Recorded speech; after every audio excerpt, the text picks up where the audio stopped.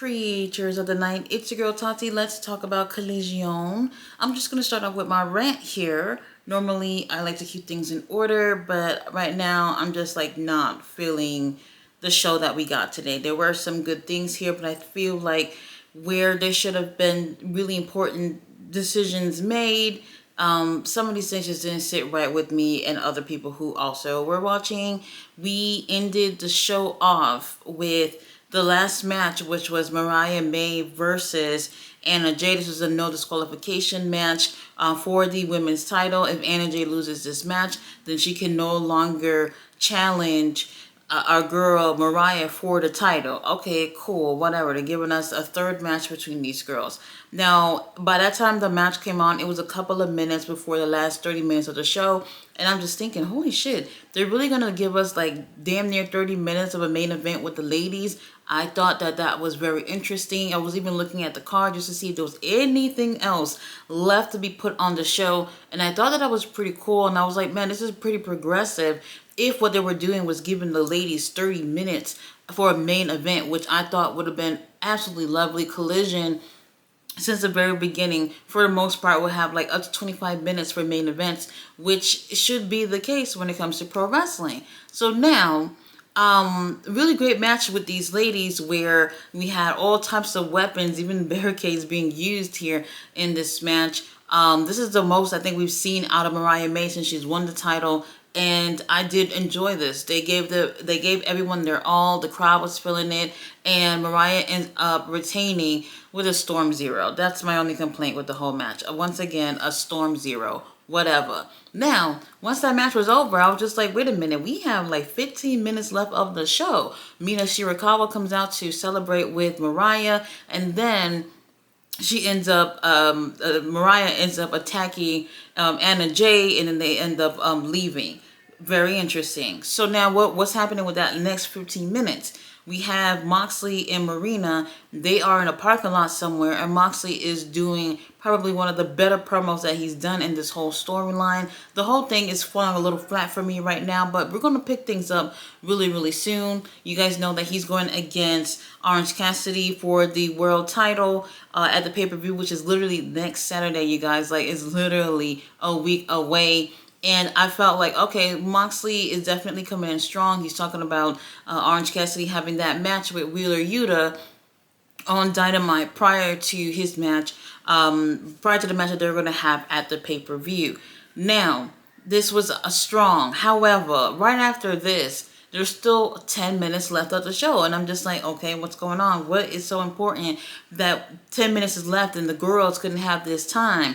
They had a 9-minute music video, pretty much getting everyone up to speed with what's going on with Full Gear that's supposed to be coming on next Saturday. So apparently they did their little deals and they got the song November Rain from Guns N' Roses, and it was literally about 10 minutes, close to 10 minutes of them recapping everything that's falling into the whole Full Gear thing. And I'm just like, so we took this time away from the ladies because once again, something is more important than what the ladies have to offer. I don't understand that. Honestly, I didn't really care for this at all. And after the whole vibe of the show, you just put a whole music video at the end. Something about it I just didn't like. The ladies could have had this time to actually feel like the main event. Sometimes, especially in a case like this, being the last match isn't being a main event. It's usually what's closing the show is the main attraction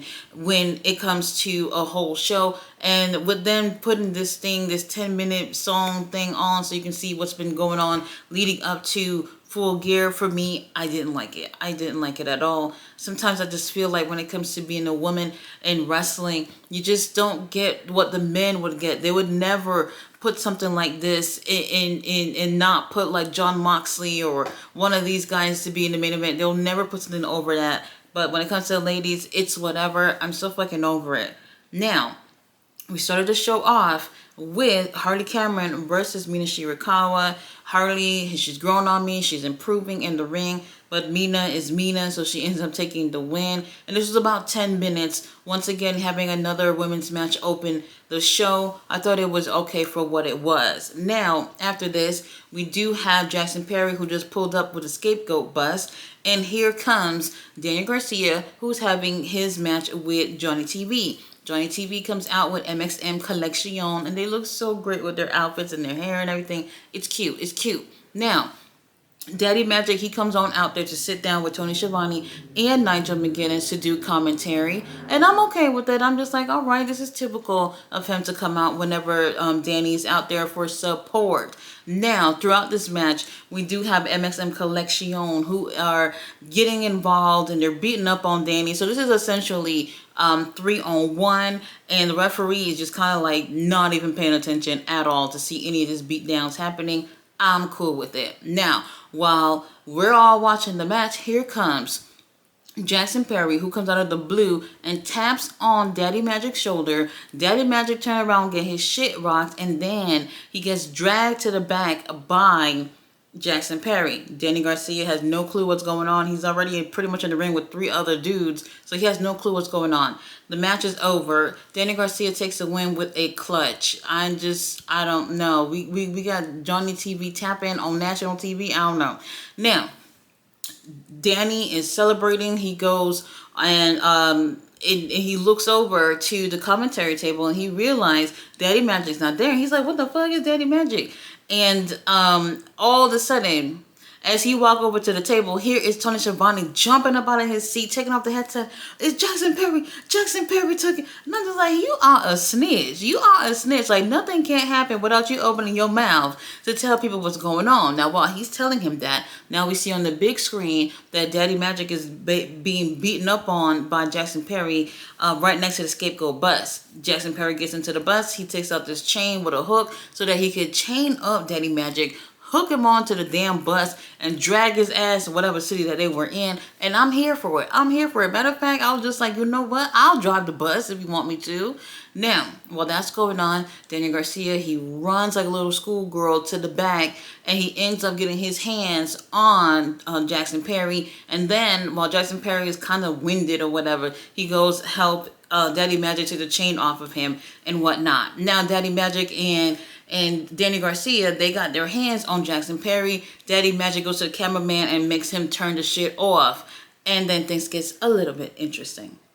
So now we have a quick little video from Lio Rush, who is letting everyone know that he's going to be on top. He's taking L's, but he's taking wins, and he's sick and tired of kind of being lost in the shuffle. And he's hoping that all his friends and Top Flight will get with the program and also be winners too. Now, after this, we finally get a chance to see what's going on with Jackson Perry, Daddy Magic, and Danny Garcia. And they have our boy, Jackson Perry. He is chained up on the hood of the car. They done chained his ass up, and now they're driving around town with Jackson Perry on the hood of a car. How dare they? Do you know how dangerous that is, Tony Khan? That we're just putting people on cars and just dragging them around city? How dare you? Now, they could have continued this on throughout the night, but actually they don't. They just end up driving off with Jackson Perry on the hood of the car, because apparently we have other important things to play, like 10-minute music videos for no fucking reason. So now, Shelton Benjamin went on against Commander. And prayers for Commander, because we already knew what was going to happen here. This was kind of like, in some way, Shelton versus Leo. Shelton is just so dominating, and he is, I mean, like, you can't keep your eyes off of him. Like, whatever he does in the ring, like, he just commands attention, and I loved it. Commander, though, was getting his ass thrown around, but here and there, Commander's trying to, you know, he's trying to defend himself, so kudos to Commander for that. Now, we have MVP, who's out there. We also have Alex Abrahantes, who's out there for whatever reason, who knows. And I'm just like, all right, we'll see what ends up happening here. However, Commander, despite him looking strong at some points here, Shelton Benjamin is just a better guy here. He ends up taking the win with a power slam. I don't like it. I don't like it. He's too, I feel like for me, he is too dominating for a power slam for a finisher. Maybe somewhat towards the finish, he could use a power slam, but then have something else as a finisher. For me, I don't feel like it's a good one, but we'll see if they end up changing that. Now, after the match, rather than just shaking Commander's hand and just be like, all right, whoop your ass and just move on, MVP stops Commander. It stops Shelton, and the Shelton goes over there to go take off Commander's mask. Now, everybody and their mama's not liking that. Y'all know how it is. Y'all can't take off the mask of a luchador. So then here comes Alex Abrahantes, who come out there in the ring to help Commander. And then that's when Shelton turns around and they're just like, I know this bitch is not trying to stop me. Like, who does he think he is? So then it took MVP to hand over the cane to Shelton while he goes and give Alex Abrahantes a clothesline, which was fine with me, because the other day we had Alex Abrahantes who went and gave Mark Sterling a spear. So now you think you big and bad and you trying to come in the ring and do something else? I don't think so. So after this, we do have Chris Statlander, who is backstage doing her interview, and then Hikaru Shida gets involved, basically saying, when you beat up Mercedes and take that title, I want to be your first opponent. But then Chris Statlander is just like, don't wait for it, baby. Why don't you just fight me on Dynamite and may the best winner win? Obviously, Statlander is going to end up taking a win. Whoop-de-doo. After this, we have Powerhouse Hobbs going against Bronson from the Iron Savages. Powerhouse Hobbs doesn't look impressed, but whatever. He's getting TV time, so he's going to get in the ring and do what he do, which is win. So after this, we do have a promo from Roderick Strong, who is basically letting MJF know that he's better than him, and he knows it. Then, here is Tony Khan fucking up the whole thing, the whole motherfucking thing, with the tag team contender series match that they've been having. So this is a last match. We already have the Outrunners in it. We already have House of Black, and then obviously Private Party. They are the champions. Now we have this match tonight, which was LFI Beast Muertos. Oh my god, that man is just everything. Teaming up with Roosh to go against the Acclaimed, and the match, in my opinion, I try not to be biased with these things, because obviously Beast Muertos is the love of my life now, so I'm cheering for him. But I'm looking at this and I'm just like, if I had to choose which team I would prefer to be in this match, it would be LFI. LFI, I feel like, is more dominating in the ring, and I prefer them in this match tonight. I think they gave a better performance as a team. As long as the Acclaim has been a team, we're seeing like tag team chemistry with Roosh and Beast Muertos, and not really with Max and Anthony, which is interesting to me, but whatever. Tony Khan does exact opposite than what the world is looking for, which is have the Acclaimed win this match. I could not believe it. I could not believe it. And something about this is just like, what are we doing? What are we doing? To be honest, I think a lot of people don't care too much for the Acclaim right now. That's one thing. But honestly, you're looking at these two teams and it really feels like, in terms of everybody else who's already in that match at Full Gear, why not put LFI? They seem like the better team to be in this. And for whatever reason, they got the Acclaim in it. Whatever the situation is, the Acclaim, hopefully that's their last match as a team. Y'all can split Max Caster and Anthony Bowens. We don't even like them together anyway. And after that, we do have a couple of promos. We do have a promo from FTR, who's just like, they didn't make it into the tag team match at Full Gear. They don't know what's next for them. They've been winning tag titles since the day they were born and all that shit, and they don't know what to do right now. Get to the back of the motherfucking line, FTR. That's what y'all do. And then they end up saying, well, we didn't get in it, but the Outrunners did.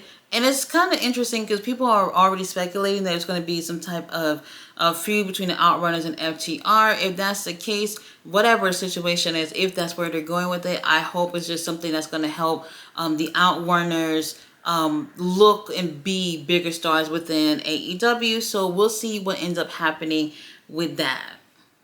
And other than that, we had one more promo, which was the conglomeration. Ishii has a match against Chris Jericho at Dynamite for the Ring of Honor World title. And Ishii, he doesn't speak apparently, so we had Pastor Briscoe that was giving a sermon for us tonight. And it was interesting, the typical thing that they always do. Now look, there's some things in the show that you might like or not, but I just feel like when it came to the tag team thing, it was just like the Outrunners already got in, and I was hoping for a young team like Top Flight that's been there for a long time to really have an opportunity to go for tag titles. Even if they didn't win, I thought that would have been cool, but the Outrunners got the opportunity. So now here we are with the Acclaimed, and then we have LFI. We've been seeing a lot of things with them these past few weeks. The Acclaimed, I don't remember the last match that they even fucking had, to be honest with you. And then here they are taking that spot in that title match, and I feel like a lot of people just did not like that. Sometimes I just feel like this is a read the room type of situation, and it's just like, you know, as a boss, Tony Khan, as someone who is running this thing, sometimes I don't know like what's going through his head in terms of the decision that they're making over there. I just felt like the wrong team, you know, got chosen to be in that match. Other than that, the ladies, I'm thinking that they were going to have a main event, and it was just like, we're just a last match here, but we're not really the main attraction of the show, which was them obviously leaving the show off with Moxley doing his promo, and then them having a little music video at the end, which honestly I just didn't like. I just feel like within the wrestling world, women's wrestling should be taken more seriously, and you know, you don't have to agree with that. I just feel like whatever the men are doing, the ladies are doing it too. And sometimes what I see is that some of these girls have bigger balls to do things that some men are not willing to do in the ring. And I just feel like we should take it more seriously. If it were me, I would have given them that main event spot. That last thing that you see on the show would have been Mariah and Anna Jay. They gave a really, really great match, and they put it all on the line. And honestly, it's like, okay, we're not leaving you with you all remembering what the ladies just did. We're gonna give y'all a couple of other things before we end off the show. And for me, I'm not a fan of it. We just gotta do better when it comes with the ladies. And I don't know what it's gonna take. I really don't know. If y'all want to go ahead and see the show, I wouldn't recommend the whole thing. The clips are already on YouTube. Y'all can see the clips over there. And things got to get better. We got Wednesday night, which is the go-home show for Full Gear. There will not be any Collision next weekend because of Full Gear being on Saturday night. And for the go-home show, it better be motherfucking strong. We already got Chris Jericho on it, so my hopes are really, really low. Guys, thanks so much for watching my review. I will not be doing any watch-alongs until next Saturday for Full Gear. I will be going to the AEW All-In kickoff party, so hopefully that will be a good time.